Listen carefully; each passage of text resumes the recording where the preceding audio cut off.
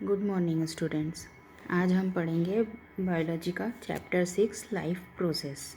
Life process का meaning क्या होता है कि अब सबसे पहले हम ये देखते हैं कि जो लाइव होते हैं और जो अलाइव होते हैं, यानी जो लिविंग है और जो नॉन लिविंग है, उनमें मेन डिफरेंस क्या होता है। सबसे पहले तो जो लिविंग होते हैं वो बहुत सारी एक्टिविटीज़ करते हैं और नॉन लिविंग में ऐसी कोई भी एक्टिविटीज़ नहीं होती है, चाहे वो एनिमल्स हो, चाहे ह्यूमन बीइंग्स हो, चाहे प्लांट्स हो। ये सारी लिविंग है और लिविंग है तो मतलब कुछ ना कुछ एक्टिविटीज़ कंटिन्यू करते हैं, चाहे हम जागे हों या सोए हुए हों। सोते हुए भी हमारा जो मस्तिष्क होता है, हमारा जो ब्रेन होता है, वो कुछ ना कुछ वर्क करता रहता है। अब ये सारा वर्क करने के लिए हमारी बॉडी में हमने लास्ट ईयर पढ़ा हुआ है कि सेल्स होती है। जो सेल्स होती है वो सेल्स मिलकर टिश्यूज़ बनाती है। टिश्यू से हमारे ऑर्गन बनते हैं और ऑर्गन से हमारे ऑर्गन सिस्टम बनते हैं और ऑर्गन सिस्टम मिलकर हमारी बॉडी बनी हुई है। यानी प्लांट्स की बॉडी भी इसी तरीके से बनी हुई है और ह्यूमंस की बॉडी भी इसी तरीके से बनी हुई है। तो यानी हमारी बॉडी को अच्छे से ढंग से चलाने के लिए हमारे जो ऑर्गन सिस्टम है वो पर्टिकुलर कुछ सेल्स का ग्रुप मिलकर और कुछ ना कुछ एक्टिविटी कंटिन्यू करते रहते हैं, जिसकी वजह से हमारी बॉडी एक्टिविटी कंटिन्यू चलती रहती है और इसी को हम लाइफ प्रोसेस बोलते हैं। अब हमारी ये वाले चैप्टर में हम हमारी बॉडी के कुछ ऐसी ही प्रोसेसेस देखेंगे, यानी कि हम लिविंग है तो हमारी बॉडी में कौन कौन सी प्रोसेस हो रहे हैं, कौन कौन से सिस्टम वर्कआउट कर रहे हैं, वो सब कुछ हम इसमें देखेंगे। इसमें हम 4 सिस्टम्स के बारे में देखेंगे। फर्स्ट हम देखते हैं न्यूट्रिशन। न्यूट्रिशन यानी कि हम जो भोजन ले रहे हैं, हम जो खा रहे हैं, जो हमारा फूड है, उससे हमारी बॉडी कैसे लेती है, फिर उसका हमारी बॉडी में कैसे यूज़ होता है, उससे हमें किस टाइप से एनर्जी मिलती है। अब जो न्यूट्रिशन होता है वो 2 टाइप का होता है, एक होता है ऑटोट्रॉपिक और दूसरा होता है हेट्रोट्रॉपिक। तो दोनों में क्या डिफरेंस होता है। ऑटोट्रॉपिक, ऑटो यानी सेल्फ और हेट्रो यानी दूसरे पर डिपेंड। तो ये ऑटोट्रॉपिक जो न्यूट्रिशन होता है ये सिर्फ प्लांट्स में पाया जाता है। और प्लांट्स में क्यों पाया जाता है? क्योंकि प्लांट्स अपना फूड खुद से ही डेवलप करते हैं। जो प्लांट्स होते हैं वो फोटोसिंथेसिस की प्रोसेस के थ्रू अपना फूड डेवलप करते हैं। अब वो जो फोटोसिंथेसिस करते हैं उस समय वो क्या करते हैं, उस समय उनको कुछ चीज़ों की नीड होती है। वो चीज़ें क्या क्या होती है, उनको लगता है उसमें कार्बन डाइऑक्साइड और सनलाइट। तो ये जो कार्बन डाइऑक्साइड होता है वो एनवायरनमेंट से लेते हैं, सनलाइट वो एनवायरनमेंट से लेते हैं। उसके अलावा होता है क्लोरोफिल। क्लोरोफिल उनमें एक क्लोरोप्लास्ट नाम का पिगमेंट होता है जो उनके लीव्स में होता है, जो उनको ग्रीन कलर देता है, जो कि हमारी फोटोसिंथेसिस की प्रोसेस में उनको हेल्प करता है। तो ये सारी चीज़ें मिलकर और इसके साथ में होता है पानी, H2O यानी पानी। अब ये जो पानी होता है ये कहाँ से मिलेगा? ये जो प्लांट्स की रूट्स होती है वो रूट्स अंडरग्राउंड वाटर जो होता है वो वहाँ से वो एब्जॉर्ब करती है। तो पानी, कार्बन डाइऑक्साइड, सनलाइट और क्लोरोफिल ये सब कुछ मिलकर फोटोसिंथेसिस की प्रोसेस करते हैं और फोटोसिंथेसिस की प्रोसेस के बाद में वो ग्लूकोज बनाते हैं, यानी C6H12O6 बनाते हैं। तो ये वाली जो पूरी प्रोसेस होती है इसे हम फोटोसिंथेसिस कहते हैं और इसके थ्रू वो अपना फूड बना रहे हैं, इसलिए वे ऑटोट्रॉफिक होता है। तो ये हमारी फोटोसिंथेसिस प्रोसेस है। क्या हो रहा है यहाँ पे? Carbon dioxide, water, carbon dioxide के 6 मॉलिक्यूल, वाटर के 12 मॉलिक्यूल, क्लोरोफिल जो प्लांट्स की लीव्स में प्रेजेंट है और सनलाइट जो एनवायरनमेंट से उन्हें मिल रहा है।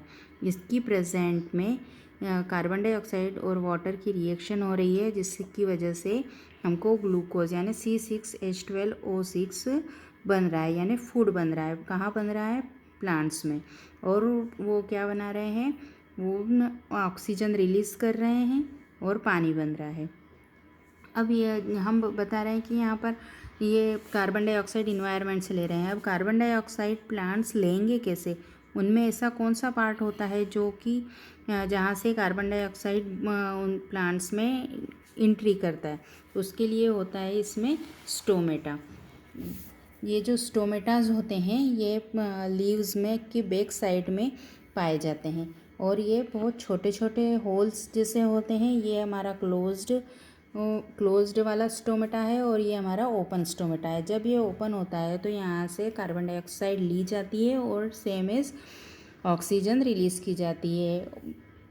और इसके अलावा जो एक्स्ट्रा वाटर होता है, एक्सेस वाटर होता है, उसको भी यहाँ से रिलीज़ किया जाता है।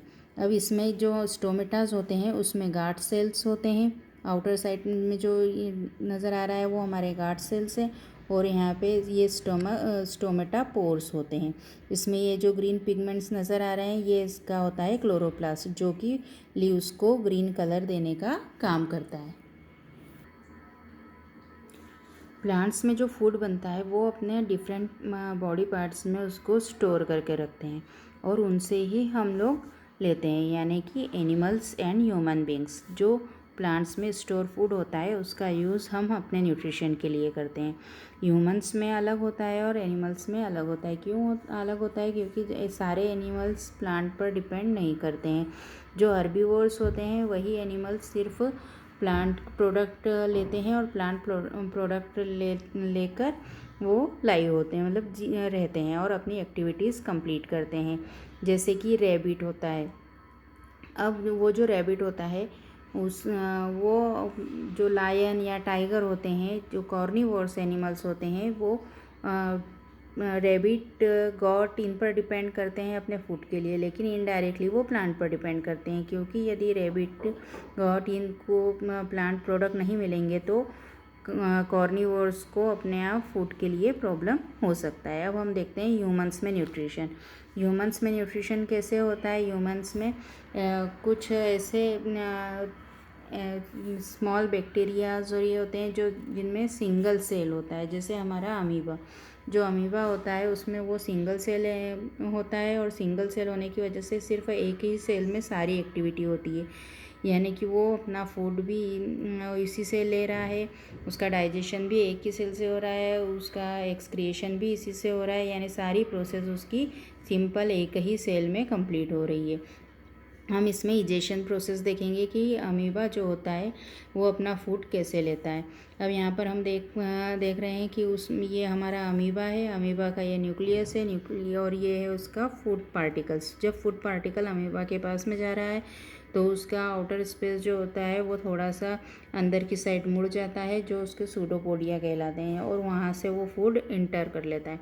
जैसे ही फूड इंटर करता है तो उसके सूडोपोडिया आपस में जॉइंट हो जाते हैं, यानी वो बंद हो जाते हैं, और इस तरह से वो अपने फूड को अंदर ले लेता है और उसी एक सेल में उस फूड का पूरी तरीके से डाइजेशन हो जाता है। अब हम देखेंगे न्यूट्रिशन इन ह्यूमन बींग्स। हमारे बॉडी में यानी ह्यूमंस में न्यूट्रिशन किस तरह से होता है। हमारी बॉडी में न्यूट्रिशन के लिए बहुत सारे पार्ट होते हैं। हमारा न्यूट्रिशन स्टार्ट हमारी बकल कैविटी यानी हमारे माउथ से शुरू होता है। ये हमारी बॉडी के इंटरनल जो हमारी एलिमेंट्री कैनाल है वो डायग्राम नज़र आ रहा है। हमारा जो डाइजेशन होता है, हमारा जो न्यूट्रिशन होता है वो हमारे माउथ से स्टार्ट होता है। माउथ में हमारे माउथ को बकल कैविटी भी कहा जाता है। यहाँ से हम फूड इंजेक्ट होता है हमारी बॉडी में, हम फूड लेने का काम करते हैं। यहाँ पर सलाइवा होता है जो फूड को एक पेस्ट में कन्वर्ट करने का काम करता है। उसके बाद में ये लॉन्ग जो नज़र आ रहा है ये हमारा इसोफेगस होता है, या जिसे हम फूड पाइप भी कहते हैं। ये जाकर स्टमक तक जाता है। स्टमक में HCl यानी हाइड्रोक्लोरिक एसिड होता है जो फूड को डाइजेस्ट करने में हेल्प करता है, और मैक्सिमम फूड यहाँ पर डाइजेस्ट हो जाता है। इसके आगे फूड हमारे स्मॉल इंटेस्टाइन में पहुँचता है। स्मॉल इंटेस्टाइन जो होता है वो बहुत ही क्रिटिकल स्ट्रक्चर होता है। बहुत सारे ऐसे ट्यूब लाइक स्ट्रक्चर होता है, वहाँ पर हमारे मैक्सिमम फूड का सॉलिड पार्ट जितना भी होता है वो सारा एब्जॉर्ब कर लिया जाता है, और बचा हुआ जो वेस्ट मटेरियल होता है जो कि हमारी बॉडी में कोई यूज़ का नहीं है वो हमारी लार्ज इंटेस्टाइन में पहुंच जाता है, और लार्ज इंटेस्टाइन से हमारे एनस के थ्रू बॉडी से बाहर कर दिया जाता है।